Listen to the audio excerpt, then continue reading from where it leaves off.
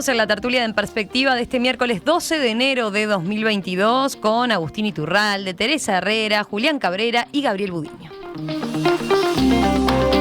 Vamos al segundo tema que tenemos en la agenda. La principal preocupación por estas horas en el Ministerio del Interior es determinar si el asesinato del adolescente de 17 años este lunes en el barrio La Unión está relacionado con lo ocurrido en la madrugada del jueves pasado en la Vía Blanca, cuando se dio un tiroteo que terminó con 2 hombres heridos y otro muerto. El menor vestía una camiseta de Peñarol al momento de recibir el ataque. Un vecino declaró que los agresores gritaron venganza al momento de disparar y el que murió en la feria de la avenida 8 de octubre era un hincha de Nacional y a su vez coautor del homicidio de Hernán Fiorito, parcial del club Mirasol, que fue asesinado en la ciudad de Santa Lucía en 2016. Recuerda esta mañana la Crónica del País. Por eso, una conferencia de prensa convocada ayer en la sede de la cartera de seguridad, ahí el ministro Luis Alberto Heber dijo que lo más importante para la policía es determinar el móvil por el cual se mata a un muchacho que estaba con la camiseta de Peñarol. No descartamos nada, ninguno de los rumores, afirmó en ese sentido, y también queriendo decir que, pese a los claros indicios, los investigadores igualmente evalúan la posibilidad de que la muerte del menor, sin antecedentes de ningún tipo, se deba a razones por fuera del conflicto entre las barras.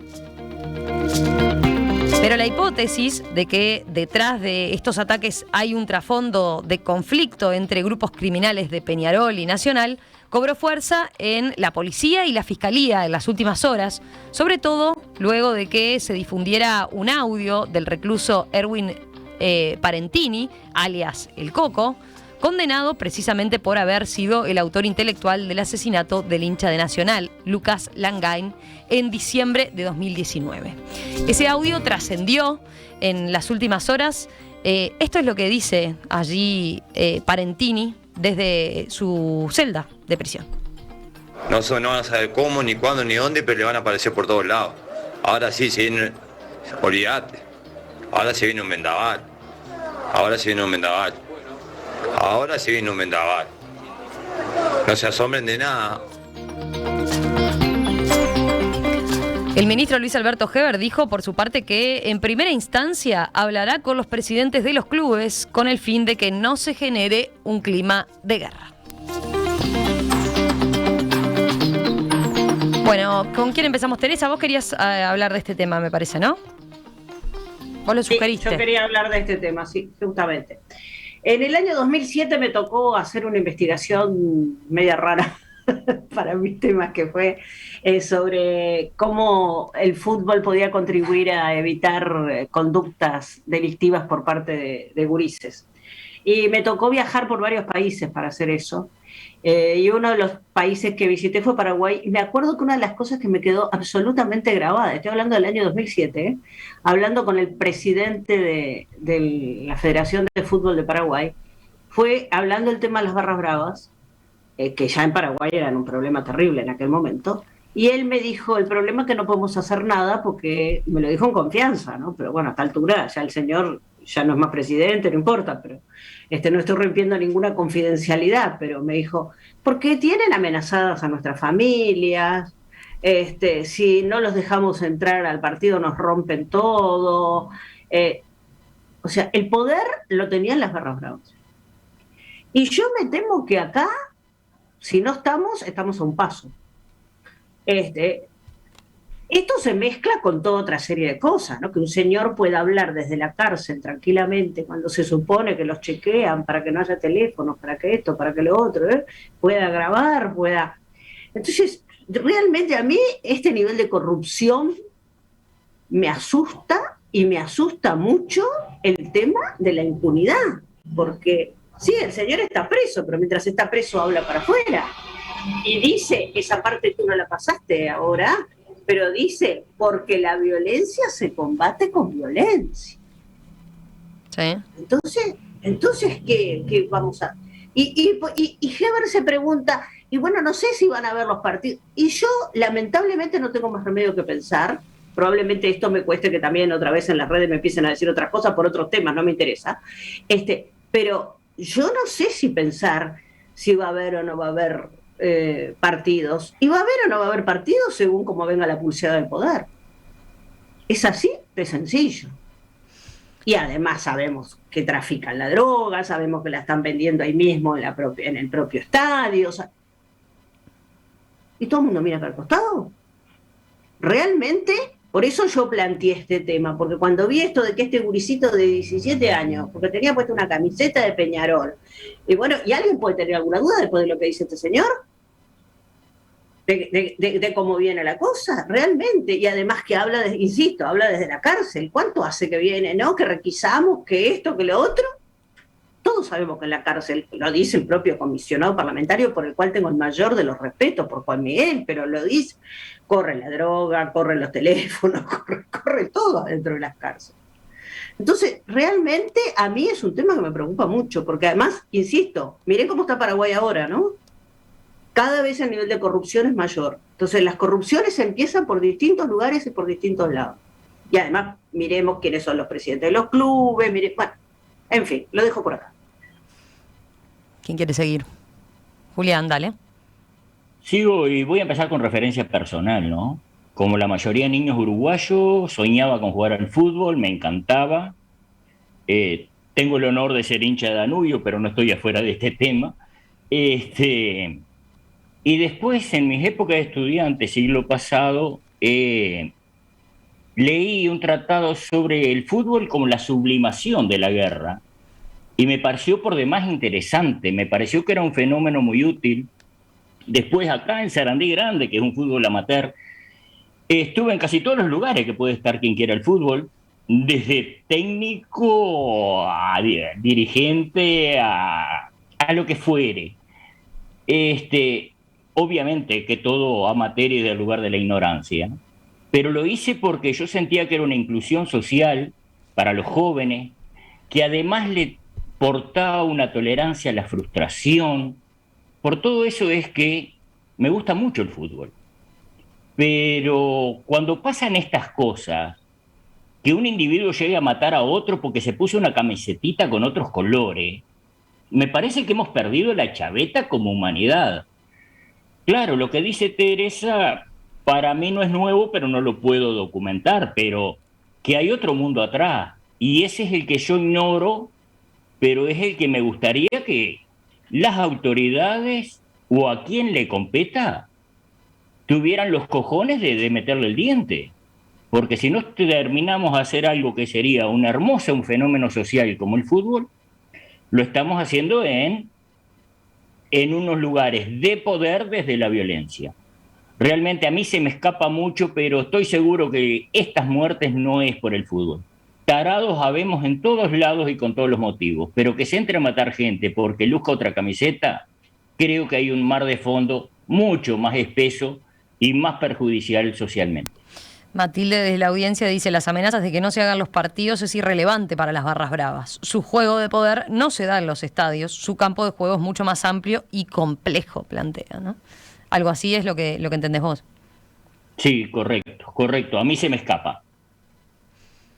Sí, yo creo que a eso hay que agregarle cómo logramos articular, digamos, la institucionalidad del fútbol con la institucionalidad por defecto que genera esta gente, ¿no? Es un poco lo que mencionaba Teresa. Yo creo que obviamente esta gente opera más allá de que los partidos se jueguen o no. Sí, obviamente encuentran algunos hechos de partidos para hacer cosas que no necesariamente ocurren en los estadios. Pensemos que la última muerte fue en el último partido clásico que se jugó con hinchas, donde tras el partido alguien había mandado matar, se supone que es esta persona que está ahora procesada, había mandado matar en el formato de sicario, decía Gustavo Leal en su libro, y lo comentaba en algunas entrevistas en estos días. Había mandado matar al bulto, digamos, ¿no? Es decir, tirarle a cualquiera que tenga camiseta contraria y no a uno en particular, ¿no? Ese, por las dudas para los oyentes, ese fue el que escuchamos, ¿no? La misma persona fue el que mandó matar, el que escuchamos con el audio ahora desde la cárcel, fue la misma persona que encargó a dos sicarios a hacer esto de tirar al bulto a lo que era la barra de Nacional en ese momento, ¿no? Que salía del estadio, no era ni siquiera la barra, perdón, ¿no? Era la hinchada que salía del estadio caminando por 8 de octubre. entonces produce como mucha frustración, digamos, que esas cosas ocurran de esa manera, ¿no? Porque enfrentamientos entre barras y entre bandos uno los asume como problemas de la delincuencia y de las organizaciones de delincuentes mandándose matar mutuamente y cosas espantosas, pero que tienen una lógica. Pero cuando ya entramos a ese punto de tirarle a la camiseta, como bien decía Julián, es espantoso y va mucho más allá de la existencia o no de los partidos. Entonces, ahí yo creo que lo primero que tenemos que dejar de pensar de que esto se resuelve con un superministro, ¿no? De que viene el ministro justiciero, policía del pueblo a poner orden. No, estas cosas son mucho más complejas, tienen una fuerte raíz social, tiene que ver con el estar por fuera de determinadas estructuras sociales donde vivimos la mayoría de nosotros, y eso es gravísimo, ¿no? Y es gravísimo porque es muy difícil de controlar, ¿sí? Es muy difícil de controlar cuando uno llega a ese punto donde alguien decide matar a otro porque sí, o a la general, y no importa quién es el otro, ¿no? Y la impersonalización de la víctima es de las cosas más graves que podemos tener como sociedad, ¿no? Entonces, suspender el fútbol no va a resolver estos problemas.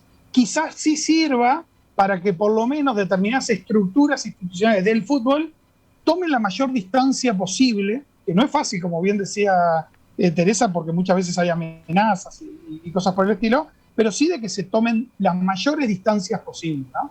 Es decir, sigue habiendo barras que representan al equipo, y esas barras no son fútbol, no es deporte. Eso es delincuencia, y eso es un problema que no debería estar asociado a los periodistas deportivos, por ejemplo, que muchas veces en noticieros este tipo de hechos vinculados a violencia en el fútbol son comentados por periodistas deportivos en lugar de periodistas policiales.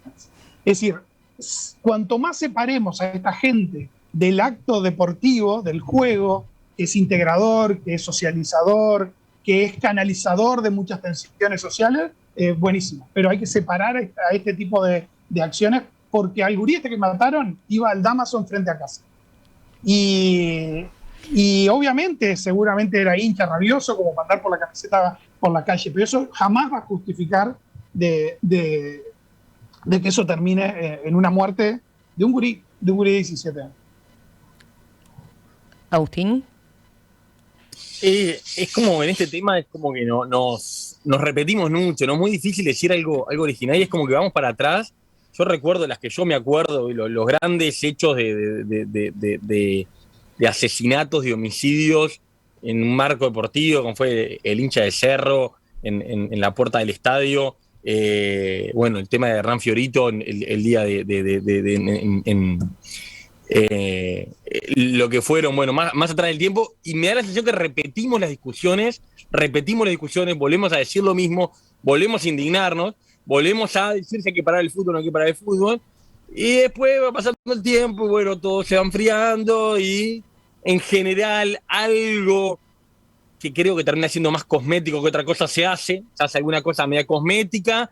¿Cuáles han sido? Bueno, separar las hinchadas, que ni siquiera la olímpica, que las entradas, y bueno, vamos como que no las veo mal, porque algunas sí las veo mal, pero no todas las veo, muchas creo que mientras no lo podamos controlar, bueno, hay que tomar medidas policiales, de vallados, costosas, de separación, de control, de revisión, porque no podemos atacar el verdadero problema, que bueno, son esos puñados, que no son tan pocos, y capaz que son, yo creo que a veces pecamos creer que son 2 o 3, capaz que son unos pocos los que realmente tomaron homicidas, pero la gente que vive y que festeja y que celebra, los núcleos duros de ese lugar no son tampoco, bueno, no podemos con eso, entonces terminamos en ella. No sé, la verdad, no sé qué decir, no tengo claro, creo que después terminamos en otro lugar común, es bueno, no, hay que hacer como el Reino Unido, y el Reino Unido sí pudieron con esto, y sacar a la gente, fíjate que en el Reino Unido juegan sin alambrado, y la gente está ahí, y eran los que estaban peor en este tema, y ahora vas ahí, estás al lado de los jugadores, bueno, sí, probablemente acá en Uruguay y en América Latina tiene una complejidad adicional por todo un tema de fragmentación social y de marginalidad social que se le suma, no solo, porque las barras hay gente de todo tipo, pero que también está ahí.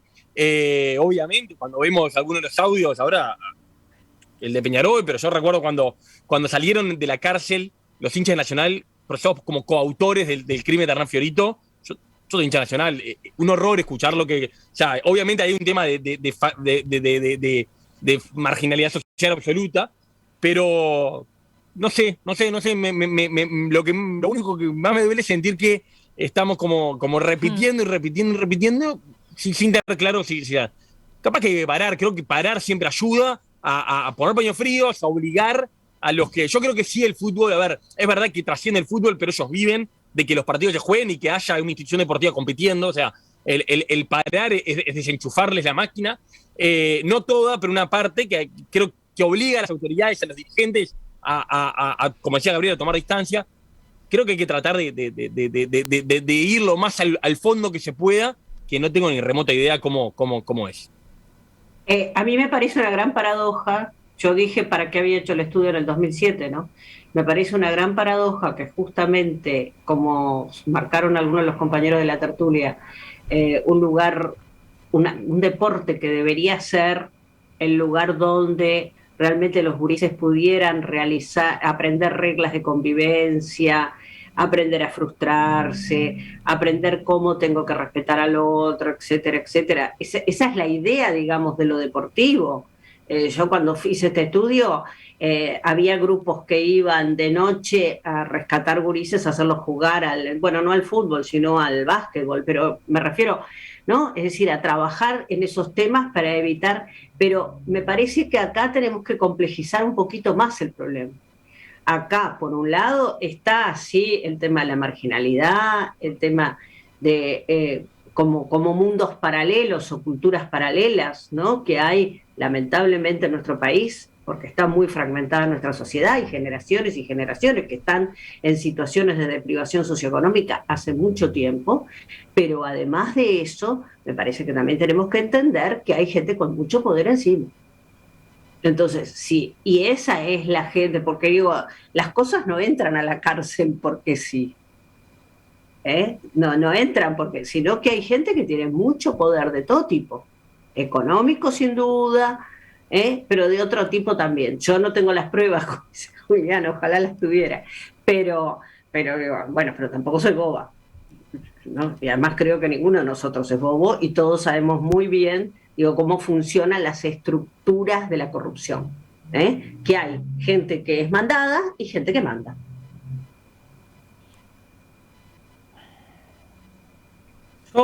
Agregar una cosa, me encantó eso que dijo Julián del fútbol, voy a buscar ese ensayo que nombraba Julián del fútbol como la sublimación de la guerra, porque creo que realmente lo es, y un matiz muy pequeñito que lo decía Teresa, no es que el fútbol debería ser eso, es que el fútbol también es eso. El fútbol también es una red, en el Uruguay en particular, de captación, de dar sentido, de dar pertenencia, de darles actividad deportiva, de darles... O sea, en la enorme mayoría de las cosas que genera el fútbol en el Uruguay son buenas. No quita. Que no quita que tenemos esto que es un horror, y como decía Teresa, tiene una complejidad enorme y para mí inabarcable. Es otro tema y también vinculado. Estoy de acuerdo, todo el tema baby fútbol, todo eso es precioso. Pero también a veces hay que escuchar a los padres y a las madres las cosas que le gritan a los gurises y gurisas mientras están jugando. Reventalo, matalo, patealo, ¿no? Entonces, me parece que ahí también, como sociedad, tenemos que hacer una autocrítica acerca de qué lugar tiene la violencia en nuestra sociedad. Porque la violencia se engendra en la vida cotidiana. No es un clavel del aire que aparece. Yo creo, tomando esto de Teresa, de que es verdad que hay expresiones de violencia que pasan muchas veces por lo verbal, pero también pasa por la continentación que le dan o le damos los responsables de cuadros, sobre todo a los juveniles, de, hablándolo pronto y claro, no entres en la manija, es una manera de también no contestar a la violencia con violencia. Yo creo que de todo esto lo que me está quedando es si tendremos que trabajar más lo que hemos andado, principalmente en mi caso como psicólogo de juveniles, ojo, no soy psicólogo, no me recibí. Tenemos que trabajar mucho más para que este horror no se apodere del interior, por lo menos de buena parte del interior. Los campeonatos que se hacen regionales, zonales, nos gritamos de todo, nos insultamos, pero nunca se llega a la violencia física, o cuando se llega es excepcional. Y sobre todo no está ese mundillo de, por lo que interpreto, del narconegocio atrás. Entonces creo que es responsabilidad de los del interior tratar de seguir salvando esto, y después ojalá podamos empezar a contagiar la capital. Julián, no de bandas, ¿no? Pero el interior se ha caracterizado también por algunos desbordes en partidos, ¿no? De grandes piñatas y cosas por el estilo. O sea que tampoco idealicemos, ¿no? Pero, no, a Sarandí Grande le tocó en primera fila con Boquita ahora, que salió campeón del fútbol de cuadro. Pero no está ese horror. No. Hoy no está en ninguna red social los de Boquita matar a los de Canelones, ni viceversa. Digo, una cosa es el grado de taradez que podemos tener cada uno en una circunstancia particular, y otra es el grado ya desprofeso de manejar una situación con todo lo que implica económico y social atrás, ¿no? Sí, a mí me gustaría agregar una sola cosa que tiene que ver con eso que mencionaba Teresa, ¿no? De que la violencia es una construcción, ¿no? De que todos agregamos un poquito y vamos construyendo, digamos, una catarata que termina en cosas gravísimas. Pero cuando nos parece natural cantar cosas en las tribunas, cuando nos parece natural gritarle a nuestros hijos mátalo al otro, cuando nos parece que la camiseta es la cosa más importante que el resto de las cosas de nuestra vida, de a poco vamos construyendo, digamos, esa violencia, que también tiene que ver con canalizaciones sociales, ¿no? Que vamos a gritar en la tribuna las cosas que no le podemos gritar a nuestro jefe, que no le podemos gritar a nuestros padres, que no le podemos gritar a nuestro vecino. Y entonces tenemos que ser responsables cada uno desde ese pedacito de pequeño lugar, porque tampoco podemos poner estas cosas como esto es algo de gente que está mal de la cabeza, de mentes que se van a matar porque sí, ¿no? Hagamos cada uno lo que podamos hacer.